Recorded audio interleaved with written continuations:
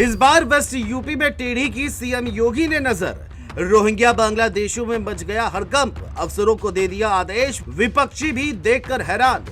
फिर एक बार योगी ने रोहिंग्या बांग्लादेशियों के खिलाफ कमर कस ली है। खबर है कि वेस्ट यूपी इन दिनों योगी की सख्त निगरानी में है, जिसके पीछे की वजह एसआईआर में मिली कई शिकायतें हैं। खासकर मेरठ, मुजफ्फरनगर और संवेदनशील मुस्लिम इलाकों में गलत नाम जोड़ने की आशंका के बाद योगी ने नेताओं और अफसरों दोनों को फील्ड में उतरने का निर्देश दिया है।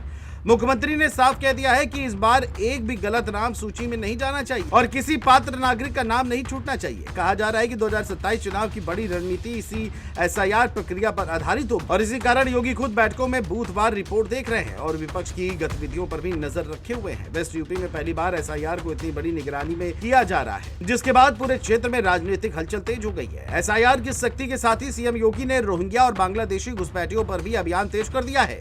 सोमवार को जारी संदेश में उन्होंने साफ कहा कि यूपी में कोई अवैध विदेशी नहीं बचेगा और नगर निकायों को संदिग्ध लोगों की सूची तुरंत तैयार करने का आदेश दिया गया है। इसके बाद पुलिस प्रशासन और खुफिया टीमें झुग्गी बस्तियों में डॉक्यूमेंट्स की जांच में लग गई। सुप्रीम कोर्ट ने टिप्पणी की कि घुसपैठियों के लिए लाल कालीन नहीं बिछाया जा सकता। योगी ने इसे आधार मानकर इस अभियान को और मजबूत किया है। दावा यह है कि वेस्ट यूपी में बड़ी संख्या में डॉक्यूमेंट खंगाले जा रहे हैं। माना यह जा रहा है कि डॉक्यूमेंट खंगालने के बाद डिटेंशन सेंटर बनाए जाएंगे।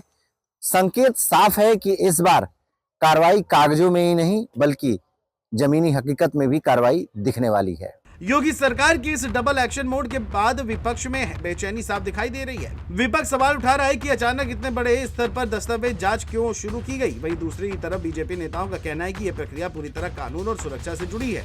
पार्टी का तर्क है कि मतदाता सूची शुद्धिकरण और अवैध विदेशी नागरिकों की पहचान दोनों ही सामाजिक संतुलन और सुरक्षा के लिए जरूरी है।